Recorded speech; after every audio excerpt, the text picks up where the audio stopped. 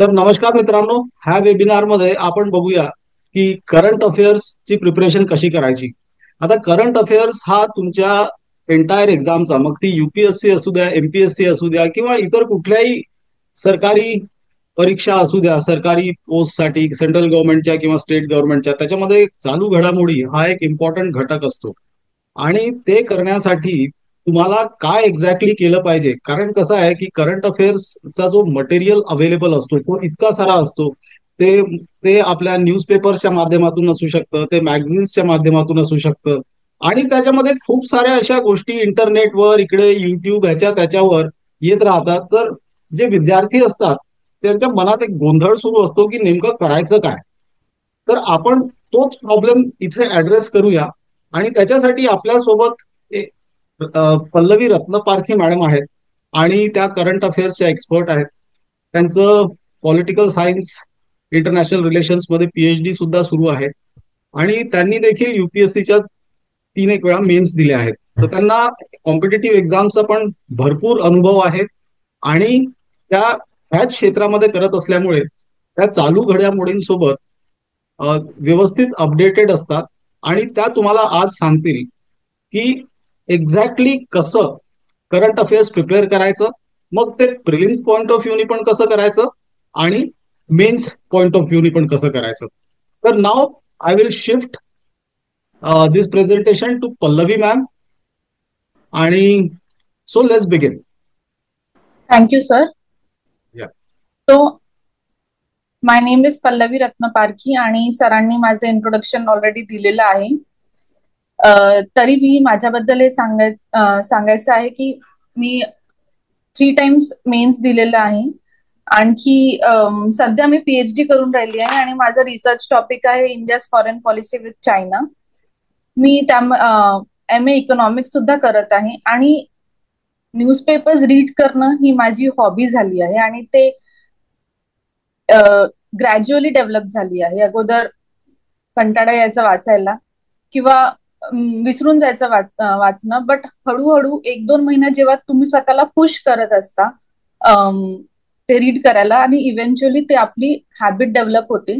आणि एकदा तुमची ती हॉबी झाली की तुम्हाला कुठलेही पेपर्स, कुठलेही एक्झामिनेशन असो, स्पेशली इंटरव्ह्यू पार्ट, त्यामध्ये तुम्हाला करंट अफेअर्सचं माहिती असणं खूप गरजेचं आहे.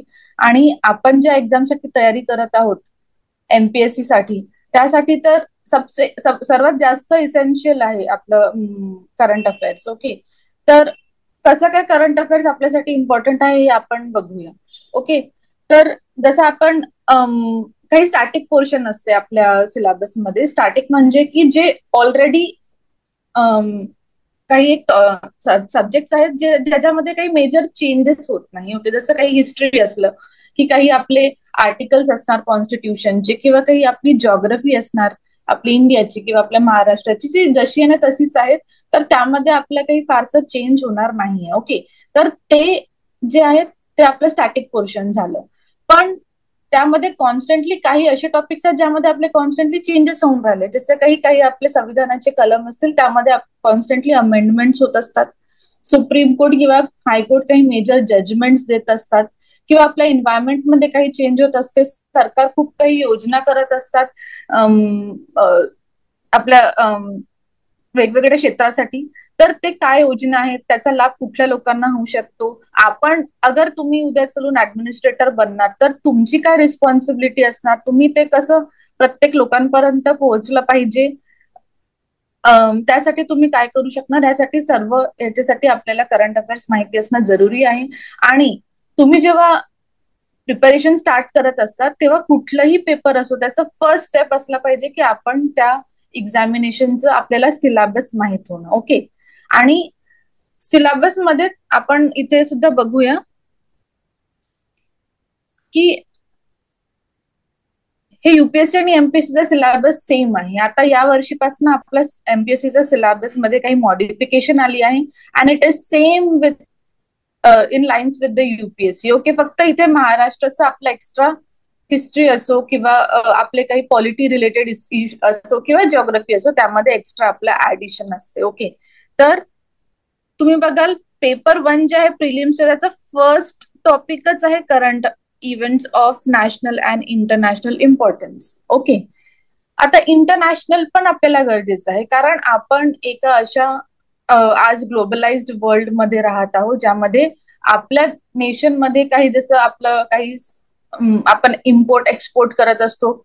ठीक आहे, लोक येणं जाणं करत असतात. आपल्या कंट्रीमध्ये खूप सारे मल्टीनॅशनल कंपनी सुद्धा आहेत. त्याची काय पॉलिसीज असतात, ते कसं काय इथे येतात, आपल्या इथे काय इन्व्हेस्टमेंट होतं दुसऱ्या देशापासनं. म्हणून इंटरनॅशनली सुद्धा आपल्याला टॉपिक्स इम्पॉर्टंट राहणार आहेत. ओके. आणि नॅशनली तर आहेतच. ओके.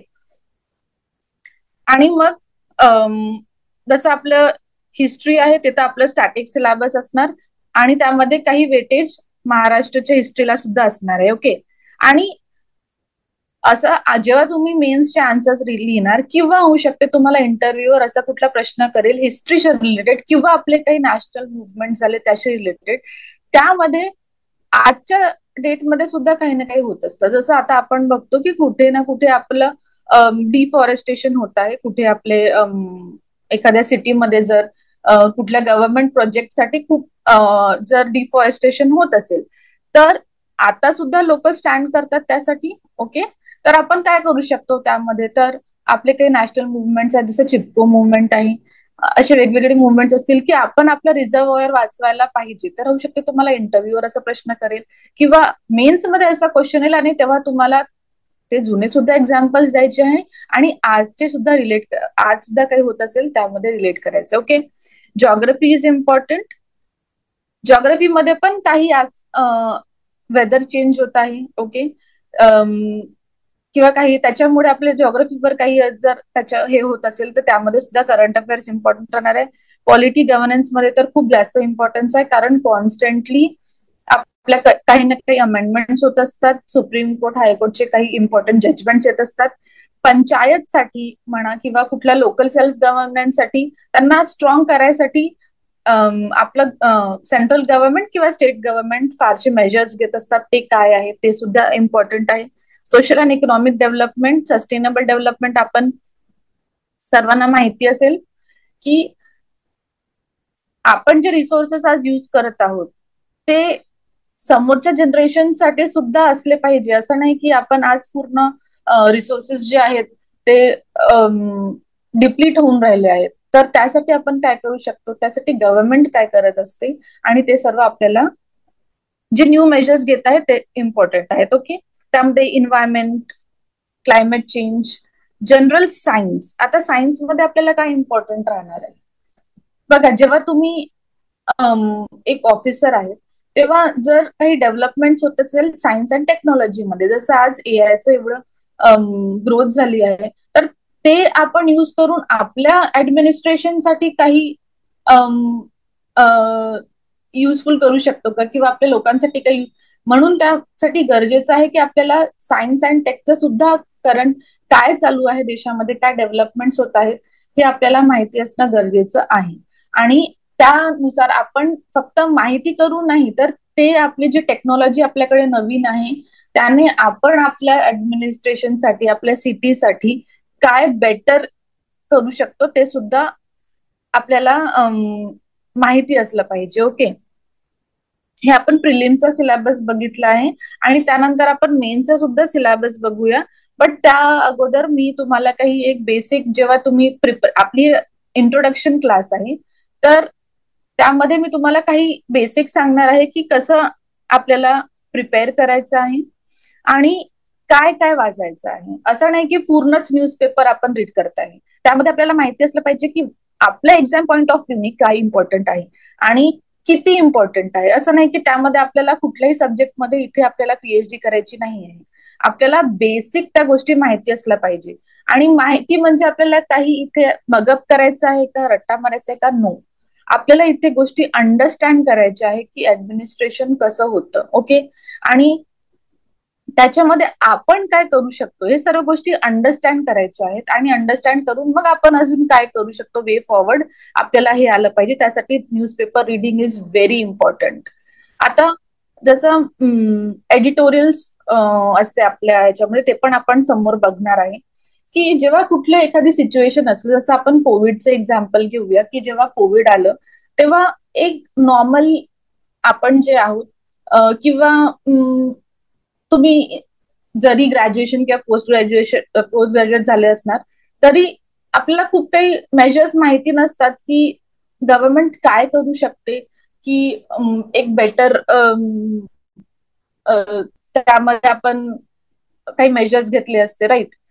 तर आपण जेव्हा न्यूजपेपर रीड करत असतो त्यामध्ये जे काही एक्सपर्ट आहेत त्या सब्जेक्टचे, ठीक आहे, तर ते आपलं जेव्हा तिथे काही व्ह्यू पॉइंट देत असतात त्यांनी आपल्याला सुद्धा आपली जे थिंकिंग आहे, आपले जे विचार करण्याचे आहे ते खूप ब्रॉड होत जातं. ओके, जसं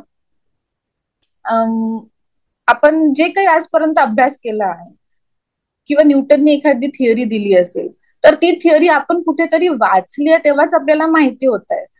आपण खूप काही गोष्टी विचार करू शकत नाही, तर ते वाचून दुसऱ्यांचे ओपिनियन्स जेव्हा तुम्ही घेता त्याने तुमचे थिंकिंग आणखी ब्रॉड होत जाते. त्याच्याने तुम्ही अजून बेटर वे आउट काढू शकता कुठल्या पण सिच्युएशनसाठी. ओके, तर आपण पहिलं बघूया की जेव्हा आपण या एक्झामची तयारी करत आहोत तर तुम्हाला मोटिवेशन कसं मिळणार आहे न्यूजपेपर रिडिंगसाठी. कारण आपण युजली न्यूजपेपर रीड करतच नसतो. ओके, आणि रीड केलं तरी त्यातला आपण जर काहीतरी असं काही करंट होत असेल तर त्यातलं आपण काहीतरी थोडंफार वाचत असतो आणि त्यातला मेन इश्यू काय आहे, कशामुळे होत आहे, त्याच्यातनं काय आणखी करता येणार किंवा गव्हर्नमेंट काय करत आहे, हे सर्व आपण युजली निग्लेक्ट करत असतो. ओके, तर आपल्याला एक गोष्ट समजायची आहे की नॉर्मल ह्युमन्स जे आपले नॉर्मल सिटीजन्स जे न्यूजपेपर रीड करत आहेत त्यामध्ये आणि जे तुम्ही युपीएससी किंवा एमपीएससी चे ऍस्पिरंट्स आहेत त्यामध्ये तुमची जे थॉट प्रोसेस आहे त्यामध्ये खूप डिफरन्स असणार आहे. तर त्या म्हणून मी आपले जे स्टुडंट्स आहेत त्यामध्ये मला असं वाटतं की दोन प्रकारचे स्टुडंट्स असतात.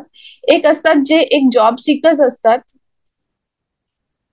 आणि त्यांचं काय असते ऑब्जेक्टिव्ह की मला एखादी जॉब पाहिजे आहे, मला ज्या रिलेटेड जॉब, जसं एखाद्याला आयटीची जॉब पाहिजे असेल तो फक्त त्या आयटीचा जो कोर्स आहे फक्त त्याबद्दल तो अभ्यास करेल, त्याला बाकी काही लेनदेन नाही आहे की मला ते कंपनीचं कसं डेव्हलपमेंट करायचं आहे तर मी काय करू शकते वगैरे, त्याला त्याच्याशी काही लेनदेन नाही, त्याला फक्त आपला जॉब मॅटर करते. त्याचे गोल्स खूप शॉर्ट टर्म असतात.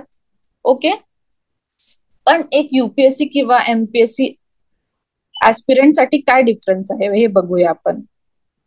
तुम्हाला कुठलंही एकच सब्जेक्ट बद्दल तुम्हाला नॉलेज आहे दॅट इज नॉट इनफ.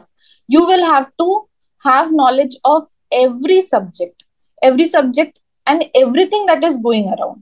म्हणजे पॉलिटी असो, इकॉनॉमिक्स असो किंवा आपल्या इथे एखादी इव्हन प्रोजेक्ट चालू असेल, एखाद्या रस्त्याचं सुद्धा बांधकाम करणं असो किंवा कोणी अगर मायनॉरिटी आहे किंवा एखादी खूप असं कम्युनिटी आहे ज्यांचे खूप काही गोष्टीचा ऍक्सेस नाही आहे त्यांच्यासाठी काय करायचं आहे, तर आपल्याला मल्टिपल सब्जेक्ट जे आहेत त्याचा आपल्याला अभ्यास करावा लागतो. ओके,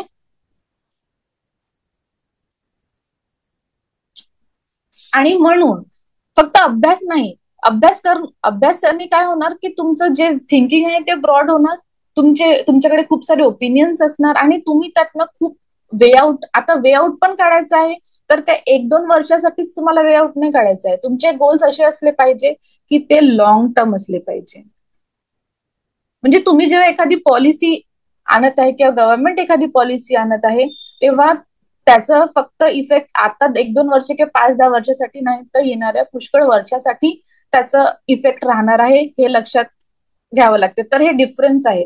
दट तर जेव्हा तुम्ही या एक्झामिनेशन साठी स्टार्ट करणार आहे प्रिपेअर करायला, that then you should know की तुम्ही you are not just a normal student नाव, यू आर समबडी ज्याला ऑलमोस्ट प्रत्येक गोष्टीचं नॉलेज असणार आहे आणि तुमचे काही शॉर्ट टर्म गोल्स राहणार नाहीये. तुम्हाला पुष्कळ अवेअर राहावं लागणार आहे, अवेअरनेस ठेवावी लागणार आहे. Okay, important discipline.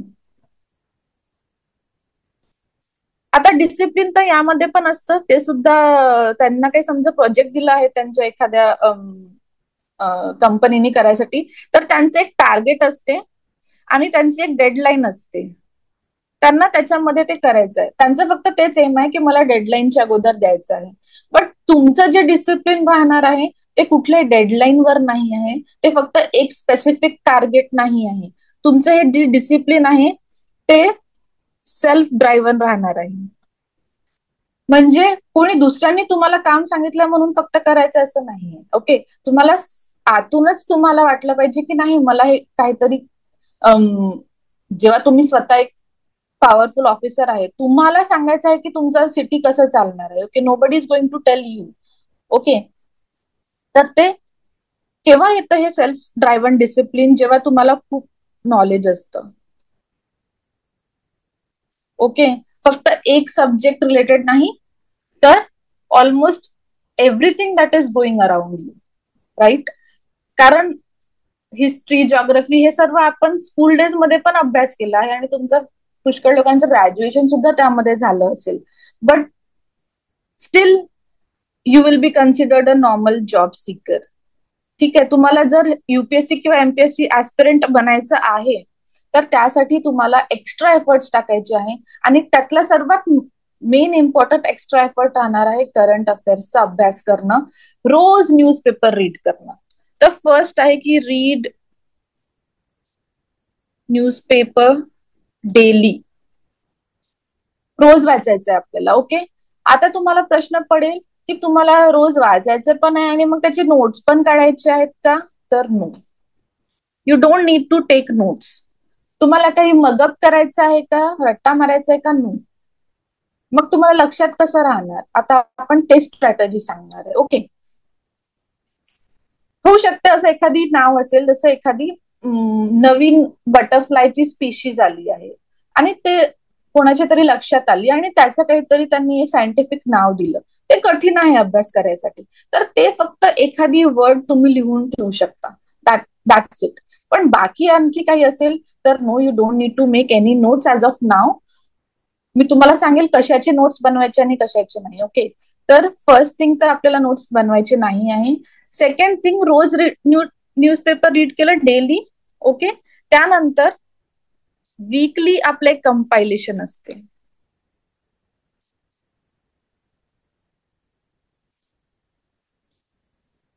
Weekly compilation आपल्या सर स्वतः त्याचं कंपायलेशन करत असतात. मी तुम्हाला दाखवणार आहे ते कंपायलेशन. ओके, आणि त्या वीकली कंपायलेशन मध्ये आपण क्लासेस सुद्धा घेणार आहोत त्याची वीकली.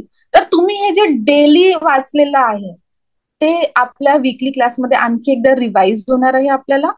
ओके, आणि त्यामध्ये समजा एखादी, जसं मी तुम्हाला एक एक्झाम्पल देतो.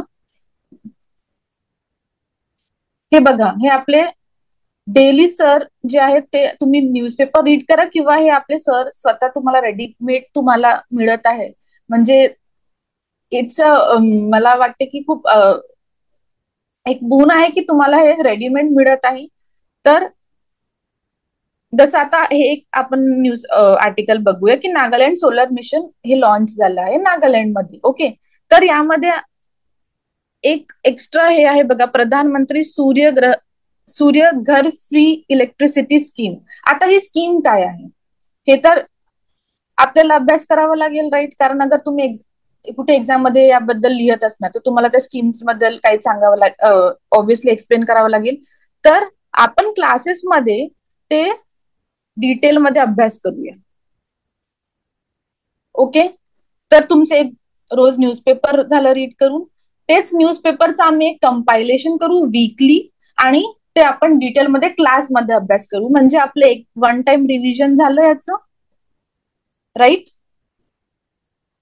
जेव्हा रिव्हिजन होत आहे वन टाइम, तेव्हा तुम्ही जे रोज वाचलाय तेव्हा तुम्हाला कुठे ना कुठे आठवेल की अरे हो, मी हे वाचलेलं आहे. तर एक वन टाइम रिव्हिजन झालाय. तिसरी गोष्ट, एक मंथली कंपायलेशन असतं. ओके, ह्या मंथली कंपायलेशन मध्ये सुद्धा सेम टॉपिक्स आणि काही ऍडेड टॉपिक्स जे कुठे मिस झाले असेल ते आणखी एकदा आपण कंपाईल करून हे करणार, त्याची पण एक क्लास घेणार आहे. आणि त्याला मग डिटेलमध्ये फारसं वाचायची गरज नाही कारण तुम्ही ऑलरेडी ते एकदा वाचलेलं आहे, राईट. पण आपले जे जे मेन असेल त्यातलं आपण सर्व रीड करू, त्याच्यामुळे आपलं सेकंड टाइम रिव्हिजन होणार. ओके, हे एकदा आपण रीड केलं, दुसऱ्यांदा पण रीड केलं, तिसऱ्यांदा पण रीड केलं. आता फोर्थ टाइम एक 3 to 4 किंवा 5 मंथ्सची पण एक कंपायलेशन येत असते, ते पण आपल्याला वाचायचे, म्हणजे आपल्याला थर्ड टाइम रिव्हिजन होणार. आता हे एकच एक वारंवार का बरं वाचायचं आहे, कारण आपला सिलेबस खूप वास्ट आहे आणि कुठलाही अभ्यास असो, जोपर्यंत आपण रिवाइज करत नाही ते लक्षात राहत नाही. आणि जर तुम्ही न्यूजपेपरचे नोट्स लिहत बसणार आणि रोज रोज तेच तेच वाचतो म्हणणार किंवा एकदा वाचल्यावर मला लक्षात राहणार वर्षभराचं, ते ह्युमनली पॉसिबल नाही आहे. म्हणून आम्ही तुम्हाला हे सोपं करून देणार की तुम्हाला फक्त क्लासमध्ये बसायचं आहे आणि एक जे तुम्ही डेली न्यूजपेपर रीड करत असतात ते, किंवा आम्ही जे सरांनी जे तुम्हाला रेडीमेड बनवून दिलेलं आहे ते एकदा रीड करायचं आहे. जेव्हा क्लासमध्ये त्याचं रिव्हिजन होणार, तुमचे डाऊट्स क्लिअर होणार, त्याबद्दल आणखी डिटेल काही असेल, एखादी स्कीम असो किंवा कुठला एखाद्या आर्टिकलमध्ये काही अमेंडमेंट होत असेल तर ते आर्टिकल काय आहे त्याचं पूर्ण डिटेल जेव्हा तुमच्या क्लासमध्ये होणार, तेव्हा तुमचे कन्सेप्ट क्लिअर होतील, तुम्हाला पूर्ण ते समजून जाणार आणि समजल्यामुळे तुम्हाला ते ज्या डोक्यामध्ये फिट बसणार आहे ते कुठे जाणार नाही मग. ओके. आणि ते रिव्हिजनमुळे your concept will be very clear. Okay. तर युपीएससी एमपीएससी मधचं मेन हेच आहे की करंट अफेअर्सची इम्पॉर्टन्स आहे की तुम्हाला ते एक जागरूक नागरिक बनवते. म्हणजे आता जसं काही आपण बघतोय की पालघरमध्ये अटॅक झाले, ऑलमोस्ट सर्वांना त्याबद्दल माहिती आहे. तर वेगळं काय तुम्ही जागरूक आहे ते पण आपण इथे अभ्यास करूया. ओके. तर तुम्हाला हे मेन असं काही मोठं इव्हेंट आहे त्याचं नॉलेज ऑलमोस्ट सर्वांनाच आहे, बट फक्त झालंय त्याच्यामध्ये मग का बरं झालं, त्याची हिस्ट्री काय आहे, तो प्लेस का बरं इम्पॉर्टंट आहे, का बरं तिथे लोक असे काही टेररिस्ट तिथे आहेत, हे सर्व आपल्याला डिटेलमध्ये अभ्यास करावा लागेल. ओके. आणि जे चालू घडामुळे त्याच्यात तुमचं जे दृष्टिकोन आहे जगाला बघायचं, कारण आपण एका ग्लोबलाइज्ड वर्ल्डमध्ये राहतो. आपलं जरी तुम्ही महाराष्ट्रामध्ये स्टेटमध्ये काम करत असाल किंवा युपीएससीतून कुठल्याही स्टेटमध्ये तुम्ही जर काम करत असणार, तर प्रत्येक स्टेट इम्पॉर्टंट आहे. तुमचं प्रत्येक स्टेटचं एक रिलेशन असतं. ओके. वॉटर शेअरिंग आहे किंवा काही त्यामध्ये सुद्धा मायग्रेंट्स आहेत. ओके. गव्हर्नमेंट काही स्कीम्स देत आहे, कुठल्या स्टेटसाठी वेगळं आहे, कुठल्या स्टेटसाठी वेगळं आहे. एखादी स्टेटला स्पेशल स्टेटस असेल तर त्यासाठी गव्हर्नमेंट काही वेगळं करत असते. बिहार सारखं जर स्टेट आहे जो खूप बॅकवर्ड आहे त्यासाठी काही वेगळे हे असणार, आणि महाराष्ट्र सारखं एखादी डेव्हलप स्टेट असेल तर त्यासाठी काही आपले वेगळे पॉलिसीज राहणार आहे. ओके. तर तुम्हाला अवेअर असणं फार गरजेचं आहे की where are you living, and it's not just about your on state, it's about the country. तुम्हाला प्रत्येक आपल्या पूर्ण देशाचं ऑलमोस्ट प्रत्येक गोष्ट एक आपल्याला एक अंडरस्टँडिंग असली पाहिजे. प्रत्येक गोष्ट रट्टा नाही म्हणायची, आपल्याला एकदा अंडरस्टँड करायचं. ओके. आता आपण हे सिलेबस बघितलं आहे युपीएससीचं प्रिलिम्सचं. ओके. हे फक्त प्रिलिम्सचं सिलेबस आहे आणि आपण क्वेश्चन्स बघूया. त्यामध्ये तुम्हाला कळेल की प्रिलिम्स मध्ये कशा प्रकारचे क्वेश्चन्स विचारले जातात. आता आपण युपीएससीचे प्रिलिम्स क्वेश्चन्स बघणार आहोत, कारण एमपीएससीचा सिलेबस चेंज झालेला आहे आणि एमपीएससी मध्ये जे आता क्वेश्चन्स येणार आहेत you can expect it to the level of UPSC. तर तुमच्यासाठी एमपीएससीचे जुने question papers they are important, but युपीएससीचे प्रिलिम्सचे जे प्रिव्हियस इयर्स क्वेश्चन पेपर आहेत ते जास्त इम्पॉर्टंट राहणार आहेत, कारण एमपीएससीने पूर्ण सिलेबस हे युपीएससीच्या लाईन्स मध्ये ठेवला आहे. आणि त्याचं पण एक कारण आहे, बिकॉज त्यामध्ये Maharashtra has to produce the best of the administrators, best officers. तर आणि आपल्या सिलेबस मध्ये हे अपडेट केलंय. ओके. आता आपण बघूया काही प्रिव्हियस इयर्स क्वेश्चन पेपर, आणि मी 2024चाच काढलाय रिसेंट. ओके. तर एक हा 5th क्वेश्चन आहे, which of the following countries are well known as the 2 largest cocoa producers in the world. Okay. हा प्रश्न आहे, याच्यामध्ये 4 ऑप्शन्स आहे. आणि तुम्ही जर न्यूजपेपर वाचत असेल तर मी ते न्यूजपेपरचं सुद्धा आर्टिकल तुम्हाला काढून दाखवलं आहे, जे डिसेंबर 21, 2023चं आहे. आणि त्यामध्ये हे बघा, Ghana's cocoa farms losing ground to illegal mining, आणि त्यामध्ये हे लिहिलं आहे, Ghana the world second biggest cocoa producer faces a growing risk to its harvest. तर याच्या इथे मला आपल्याला जर तुम्हाला हे जर तुम्ही न्यू असाल किंवा तुम्ही दुसरे पण काही एक्झाम्स देत असणार, जेव्हा ऑब्जेक्टिव्ह टाईप क्वेश्चन पेपर्स असतात त्यामध्ये खूप सारे मेथड्स असतात सॉल्व्ह करण्याची, तर त्यामध्ये एक एलिमिनेशन मेथड असते की ते आन्सर होऊच शकत नाही, तर ते आपण युजली एलिमिनेट करत असतो. आणि पुष्कळदा काय होत असतं ना की आम्हाला एक्झॅक्ट स्पेसिफिक आन्सर माहिती नसते, पण तरीही आपल्याला कुठे ना कुठे एलिमिनेट करून किंवा आणखी विचार करून, स्पेसिफिक तुम्ही प्रत्येक गोष्ट वाचली असं नसेल, पण त्यातले काही असे ऑप्शन्स असतील की पॉसिबलच नाहीये, ते एलिमिनेट करावं लागेल आपल्याला अगोदर. आणि जसं आता इथे आपल्याला ऑप्शन मध्ये घाना दिसत आहे, ओके, पण आपल्याला दुसऱ्याबद्दल माहिती नाहीये. ओके, बट मला हे आर्टिकल वाचल्यामुळे माहिती आहे की हेच नक्की आन्सर असेल. ओके, सो यामध्ये तुम्हाला कळत आहे की किती इम्पॉर्टंट आहे हे न्यूजपेपर. आणि असे पुष्कळ सारे आपण बघूया क्वेश्चन्स. ओके, हे तर फर्स्टच